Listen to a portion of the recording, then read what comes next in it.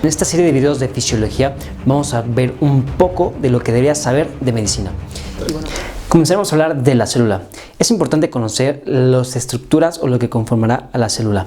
Entonces, empezando que la célula es la unidad anatomo-funcional básica de todo ser vivo. El conjunto de células nos van a originar tejidos, los tejidos órganos y los órganos sistemas. Sistemas como cuál, el respiratorio, el digestivo, el cardiovascular, el circulatorio. Se cree que hay alrededor de 100 billones de células en el cuerpo humano y cada una tiene por lo menos una función específica. O sea, las probabilidades son enormes, hay muchísimo.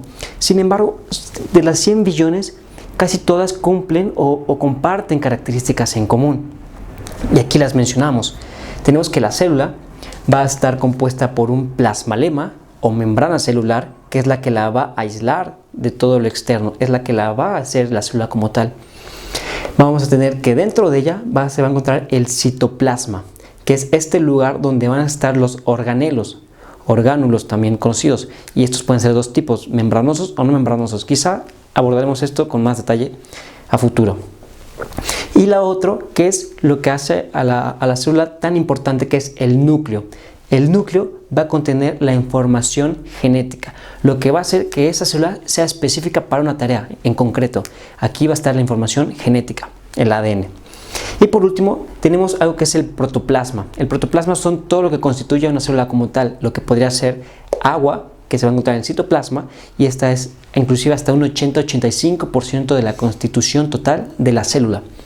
Tenemos los iones, que estos son importantes para las reacciones. Estas se encuentran libremente y pasan a través de las membranas con algunos mecanismos que abordaremos más adelante. Y por último, macromoléculas. Macromoléculas como pueden ser proteínas, que estas también son cuestiones estructurales que pueden estar en el plasmalema, pueden estar dentro de las membranas de los organelos. Tenemos también lípidos, que su mayor función es la de almacenar, bueno, crearse como gotitas almacenadas de energía que se podrán utilizar. Y tenemos los carbohidratos, que igual, estos en algún momento su función neta y única va a ser la de proporcionar energía y en un 10% menos quizá una función estructural. Y estructural como que ellos, los carbohidratos, van a estar generalmente unidos a la membrana y van a hacer algunos tipos de ramificaciones. Esto es lo que en algún momento se le conocerá como glucocáliz, y que esto en algún tipo de tejido se le conoce como sustancia fundamental.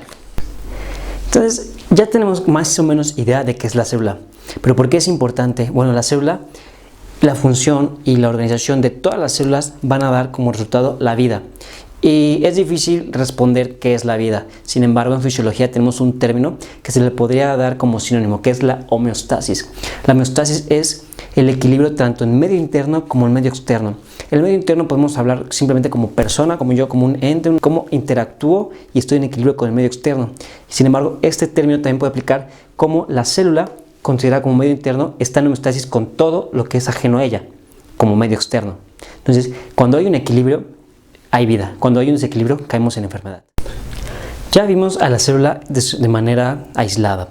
Sin embargo, vimos que existen 100 billones de células. Entonces, estas interactúan en un sistema dinámico que vamos a explicar. Como bien, la célula no puede vivir por ella sola. Necesita células y de otros sistemas para sobrevivir. En esta interacción que conocemos como homeostasis, se va a lograr de diferentes maneras. A partir de un sistema dinámico donde la célula va a tener que recibir todos los nutrientes y todo lo que necesita para sobrevivir. Entre muchas cosas que necesita, lo más importante es nutrientes que le van a proporcionar energía y cuestiones estructurales y oxígeno y agua. Entonces todo esto viene del medio externo y va a pasar, por ejemplo, el oxígeno a través del sistema respiratorio y los nutrientes a partir del sistema digestivo. Todo esto en algún punto llega al sistema circulatorio. El sistema circulatorio va a recorrer todo el cuerpo. Entonces, tenemos que estas van a ser las arterias, las más grandes, y luego estas van a tener pequeñas ramificaciones que van a ser cada vez más pequeñas, que se conocen como capilares. Y aquí es donde se va a hacer el intercambio, donde la célula va a recibir todo lo que necesita y va a expulsar todo lo que no necesita. Entonces, va a haber este sistema que ahondaremos más adelante, como es el transporte de membrana. Sin embargo, esta analogía es increíble porque te va a ayudar a entender lo que es el líquido extracelular y líquido intracelular. Todo lo que está en la célula se dice que es intracelular. Lo que está fuera de la célula es extracelular. Alguna vez habrás escuchado que el agua es vida y tienen tanta razón. ¿Por qué? Porque todo lo que está fuera del espacio extracelular casi siempre es líquido extracelular. ¿Ok? Es importante. Entonces, en esta analogía vemos una isla como tal aislada y otra acá. El líquido extracelular, todo lo que está afuera, es como el mar, es salado. ¿Por qué? Porque los iones que tiene más afuera es sodio y cloro. Entonces, el agua de mar es salada. Sodio y cloro pues dan sal. Entonces, esa es una forma de que te vas a poder acordar que siempre en el líquido extracelular es más salado. Entonces, hay más sodio y cloro que adentro de la célula. Entonces, las células, este espacio que hay entre célula y célula, que podría ser simplemente llamado espacio intercelular, se le conoce como intersticio. Todo esto que sería representado el mar entre una célula y otra es el intersticio. Y ese es el espacio. El líquido que está ahí es el líquido intersticial. ¿Ok? Y me dicen, pues oye, ¿no que era líquido extracelular? O sea, sí. Todo lo que está fuera de la célula, todo el agua que está fuera de la célula es líquido extracelular. Pero el que está precisamente entre una célula y otra es líquido intersticial porque está en el espacio intersticial o intersticio. ¿Existen otro tipo de líquidos extracelulares? Sí. ¿Como cuál? El plasma. El plasma es un líquido extracelular, pero no es un líquido intersticial. ¿Ok? Entonces, partiendo de ello, vamos a tener que el intercambio o todo lo que la célula necesita va a estar en el intersticio y va a transportarse dentro de la célula. Y todo lo que la célula no necesita va a expulsarse al intersticio. Del intersticio va a entrar a los capilares y también de los capilares va a salir todo lo que necesita el líquido intersticial para que la célula pueda sobrevivir. Antes de pasar a lo que es el transporte de membrana, tenemos que hacer un zoom a la célula, específicamente a la membrana celular o plasmalema. Esto es importante porque una membrana caracteriza porque es permeable, es decir, ella selecciona, es selectiva a lo que va a entrar y a lo que va a salir. Imagínense que la célula tuviera la puerta abierta todo el tiempo, pues pasarían muchísimas cosas dentro de ella, cosas que quizá no necesita o en un momento se llenaría tanto y explotaría. Entonces es por eso importante una membrana. Ella va a decir qué puede pasar y qué no puede pasar. Hablemos de dos términos que van a ser importantes, que es agua como tal. Todos conocen como agua, como líquido, y solutos, que vamos para términos en este momento, todo lo distinto a agua. Sin embargo, el soluto tiene la característica de atraer agua, ¿ok? Entonces, perfecto, porque el agua es el disolvente universal. El agua siempre va a buscar algo para disolverlo.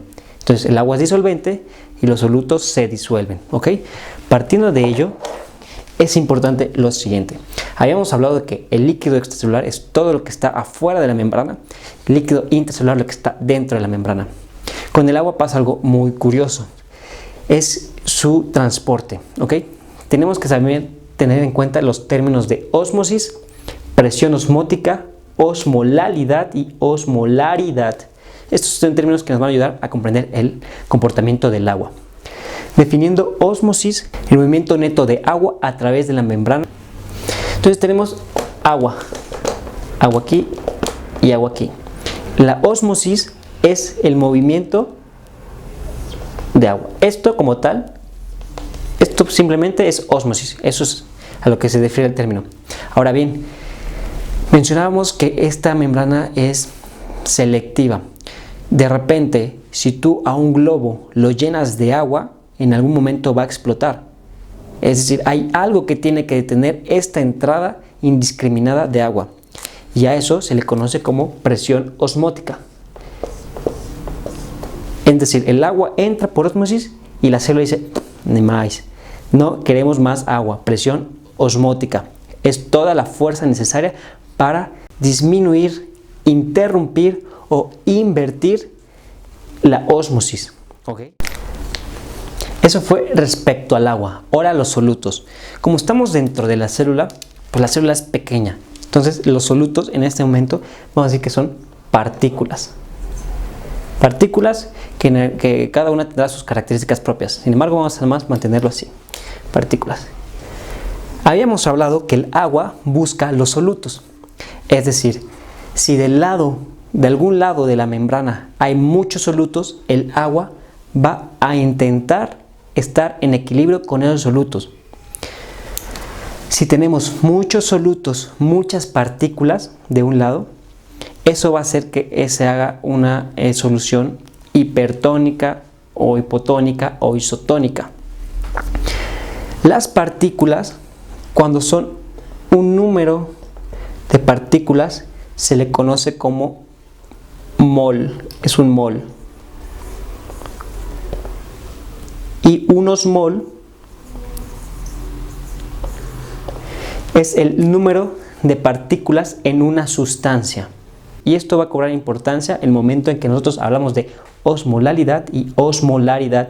El término osmolaridad se refiere al número de partículas por kilogramo de agua. Es un término que, si bien existe, no es el que se usa. En la práctica hablamos de osmolaridad, que es el número de partículas en un litro de solución.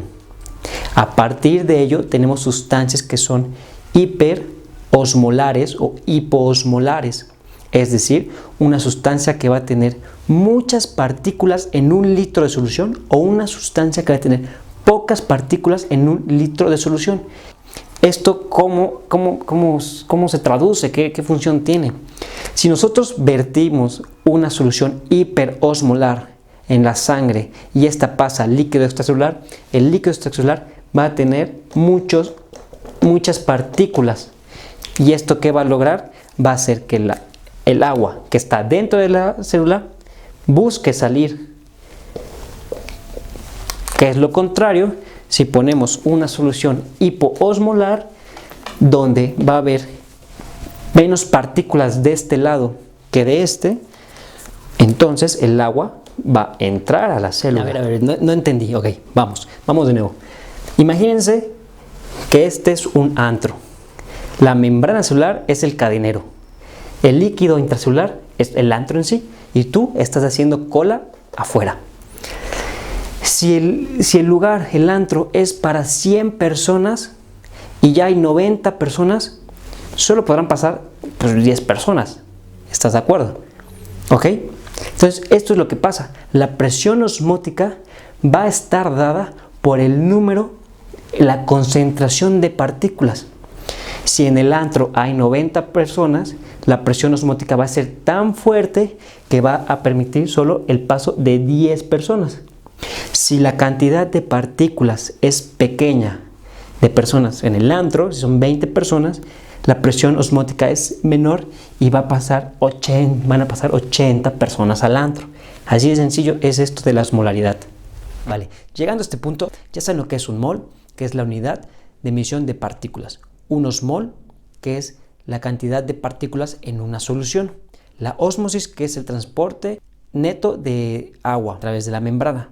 La presión osmótica, que es esa fuerza que impide o que detiene o invierte a la ósmosis. Ahora vamos a ver cómo se transportan diferentes solutos, en específico iones, a través de la membrana, ya que estos tienen una importancia increíble que ya veremos. Bien, existen dos tipos de transporte transmembranales, la difusión y el transporte activo.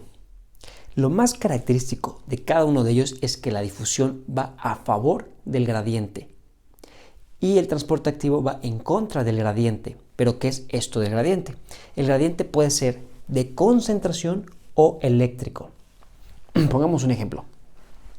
Si nosotros decimos que algo va a favor del gradiente de concentración, es que de un lugar donde hay muchas partículas se van a desplazar o van a intentar llegar a un lugar donde hay menos partículas.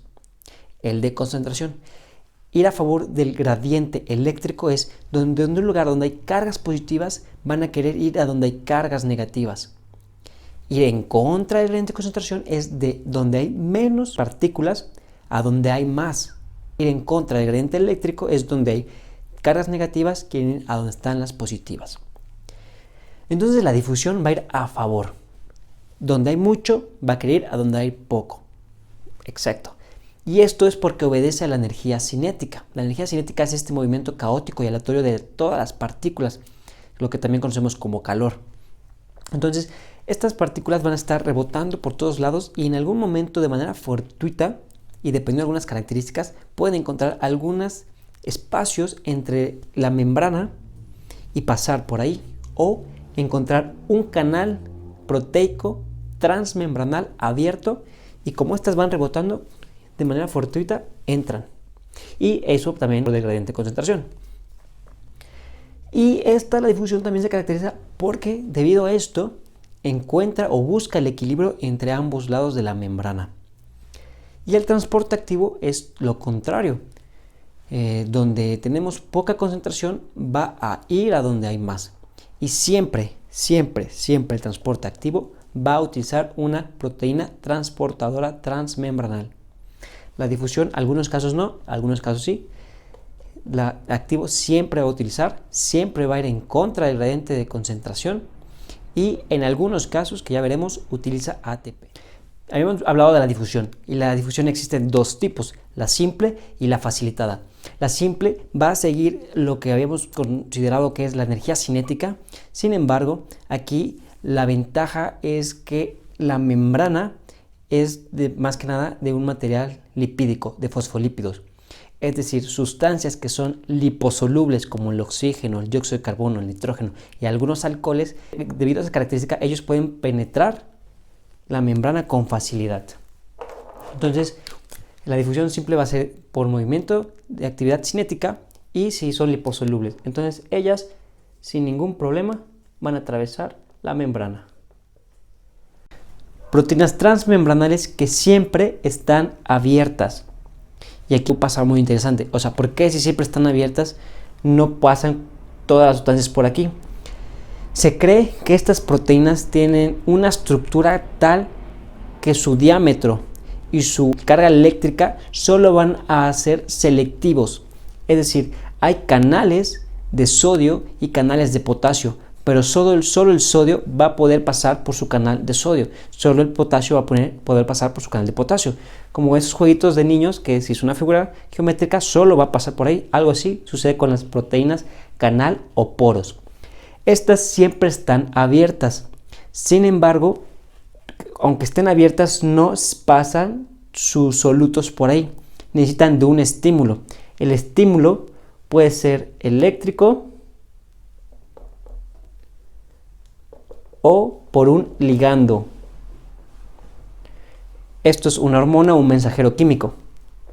El estímulo eléctrico, lo más característico, por ejemplo, va a ser un potencial de acción. Un estímulo va a hacer que los canales de sodio se activen entre el sodio a la neurona y la despolarice. Es el ejemplo más fácil. Entonces, va a haber un estímulo, va a activar la proteína que es canal o poro y va a permitir o va a incrementar el flujo a través de la membrana. ¿Qué sucede con la difusión facilitada? La difusión facilitada, la característica es que tenemos la difusión simple por canal, que esta, dependiendo del tiempo, va a permitir que su soluto entre con facilidad. La difusión facilitada es una proteína también selectiva, sin embargo, este va a tener la característica de que va a llegar a un punto máximo de flujo y de ahí va a aparecer en meseta. Esto va a hacer que el transporte del soluto sea estable, no llegue a puntos máximos como esto. ¿Por qué? Porque, por ejemplo, en la difusión simple por canales o poros, en el caso que hablamos de la neurona, puede haber una hiperexcitabilidad y puede causar una convulsión. Entonces, la difusión facilitada nos va a dar este margen de seguridad. Por último, el transporte activo se va a dividir en dos tipos: el transporte activo primario y el transporte activo secundario. El transporte activo primario, el más característico es la bomba sodio-potasio ATPasa. ¿Ok? ¿Y esta qué característica va a tener? Tenemos que para ello va a ir en contra del gradiente de concentración. ¿Ok? Entonces, sabemos que en el líquido extracelular la cantidad de sodio es mayor, casi 10 veces mayor que la intracelular, que la del líquido. Entonces, ¿qué va a pasar? Va a tomar 3 partículas de sodio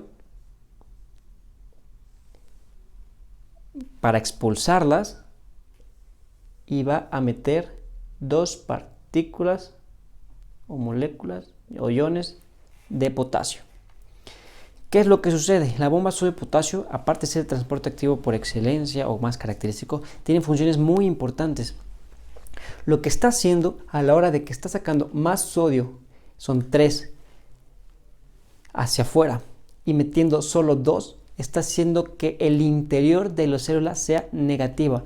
También se le conoce como bomba electrogénica o electrógena. ¿Por qué? Porque está sacando más protones y metiendo menos cantidad de protones. Entonces está dejando una diferencia. Otra cosa interesante es que en cada transporte de iones, cualquier ion siempre va a ir acompañado de agua. Es decir, el transporte de un ion a través de la membrana va a haber ósmosis. Entonces esto ayuda a que la molécula, a que la célula, cuando sale sodio, no solo sale sodio, sale agua. Y esto hace que la presión dentro de la célula disminuya, porque también reduce agua, porque si no, el agua se quedaría adentro de la célula y en algún momento explotaría. Entonces la bomba sodio-potasio ATPasa tiene estas características y es muy importante. Ahora el transporte activo secundario, y este se va a dividir en dos, en un cotransporte y un contratransporte. Y aquí se viene algo súper interesante. Vimos que el primario usa ATP, que aquí no lo noté. Vamos a utilizar ATP y vamos a conseguir ADP más fósforo inorgánico. Utilizó energía para hacer esta actividad. ¿Por qué? Porque va en contra del gradiente de concentración, necesita fuerza. Esa energía la consiguió del ATP. El transporte secundario se va a caracterizar porque la energía que utiliza no es de ATP. La energía que utiliza es secundaria a un gradiente de concentración o eléctrico presente. Ok, ya sé que no te quedó claro, pero ve, checa. Hablamos que el sodio extracelular es mayor que el intracelular, ¿va? Entonces, el sodio que está aquí, su característica natural, su naturaleza es entrar a la célula. ¿Por qué? Porque mientras que el sodio extracelular es aproximadamente 142 y el intracelular de 14, él quiere ir a favor de su gradiente de concentración y lo va a hacer a partir de estas proteínas.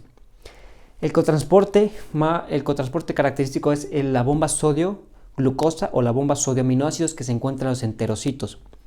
Entonces aquí la energía que va a generar este transporte, la glucosa la va a utilizar, se va a aprovechar de esta energía para adherirse a la proteína y transportarse adentro.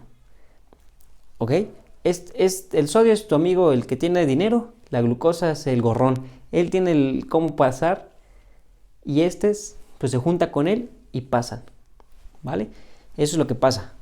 Por eso el vida suero oral tiene grandes cantidades de sodio porque aprovecha esta bomba sodio-glucosa para transportar glucosa al interior de los enterocitos. El cotransporte, igual, la misma dinámica. Va a utilizar la energía que se genera de un gradiente de concentración, que sigue siendo el sodio por excelencia, porque les menciono, la cantidad de sodio extracelular es mucho más grande que la intracelular. Entonces, aquí va a pasar lo mismo, pero inverso. Van a ver. Aquí los dos solutos estaban extracelular y los dos utilizaban esta energía para interiorizarse. El contratransporte va a utilizar la energía, pero es para meter uno y sacar otro.